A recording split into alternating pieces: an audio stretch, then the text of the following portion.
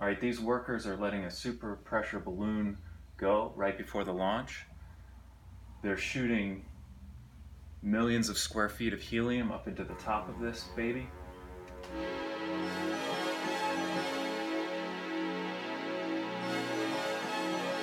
Since I made my last video about NASA balloons and cosmic rays, some interesting information has come to light.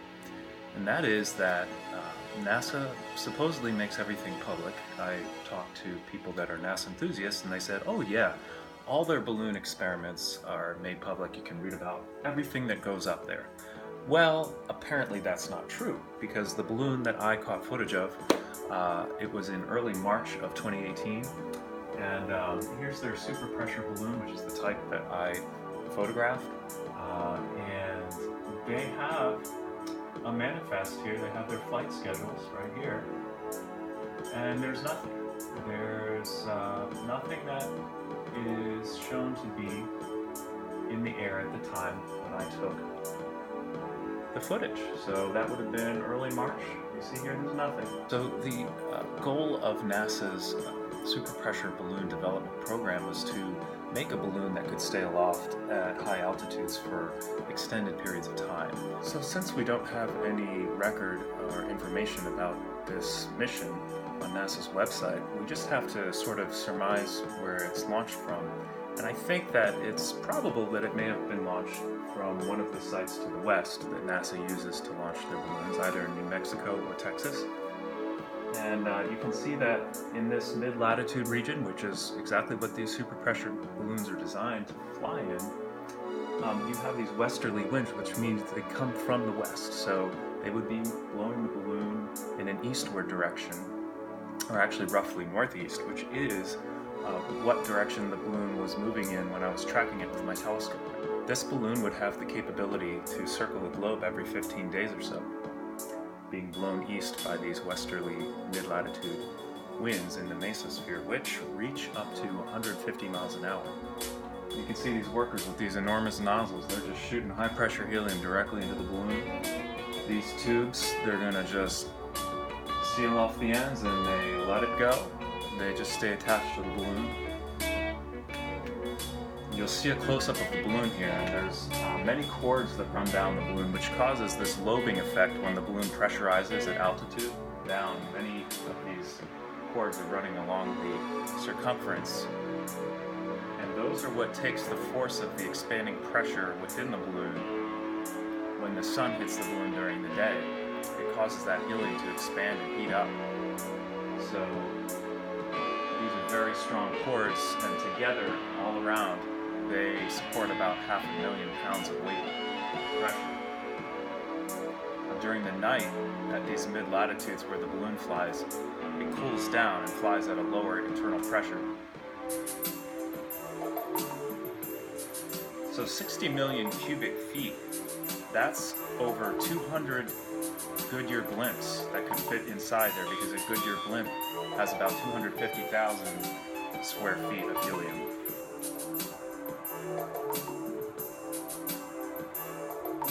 It's almost hard to imagine the amount of volume that's within that balloon when it expands at altitude.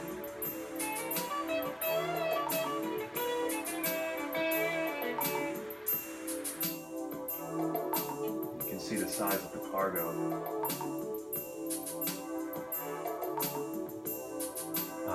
Here again, here's a picture of the balloon when just as it was getting dark.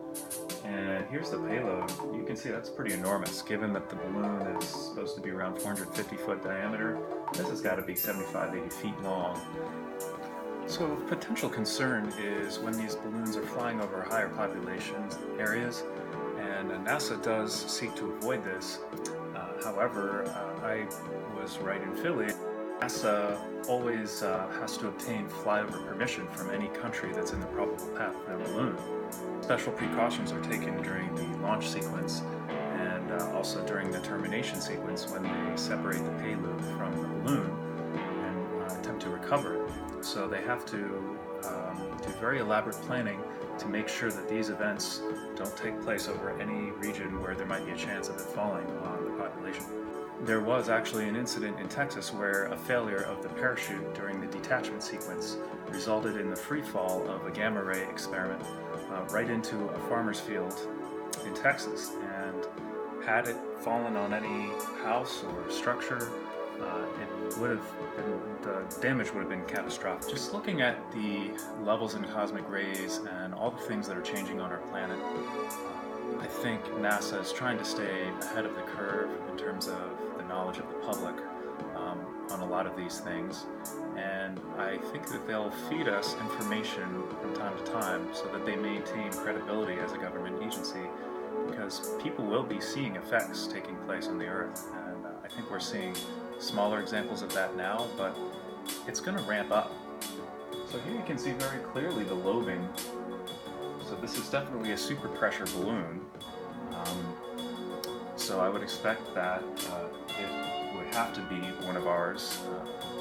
I doubt this is something from another country because it's in the airspace right above a highly populated region, so I'm sure that our government knows it's there. So it is a NASA super pressure balloon, and so these types of balloons are always lifting heavy cargo, and I would say that as well as possibly being a science experiment, these balloons would be the most practical way to take anything up to orbit, much more practical and cheaper than a rocket. If you can get it most of the way up in a balloon, you're saving a lot of fuel cost, and it's a lot cheaper, even though helium is expensive. It's a lot cheaper to fill a balloon with helium than to propel tons and tons of weight up with a rocket. And now with the rockets that can land themselves and maneuver and like hover around, I don't think it's beyond the capability that they could release the payload at altitude, and that it could actually, using thrust, it could make its way up into orbit, which is actually a long way from the altitude that these balloons fly, but nevertheless, I do think that they have the capability to do this. Okay, so here's a graph showing the levels of cosmic rays for the last 60 years. You can see that it's at the highest level ever recorded here in 2019. Towards the very right side of the graph, that's where we are. The Earth absorbs a lot of that energy. Even though a lot of these cosmic rays don't directly hit the Earth, they cause other energetic particles to enter Earth's atmosphere. And the cosmic rays themselves will travel along the magnetic field pathway lines and basically into the poles of the Earth, and they transmit that energy to the Earth's core. Mike from Around the World has talked about this a lot, and I think I would tend to agree, because we do see a correlation between a lot of energetic cosmic rays, some of which are originating from the sun, hitting our Earth, but we see a correlation between that and earthquakes. So another effect of cosmic rays that I think may become one of the most noticeable is that they affect biology. It's well known from some studies that cosmic rays can affect the human health. They can cause increased heart rate, agitation, and in many cases, and I think we're seeing this, just increased aggressiveness. People are going to lose their cool in ways that we haven't seen before, and I think it's already happening on a small scale. Part of it is a spiritual problem as well.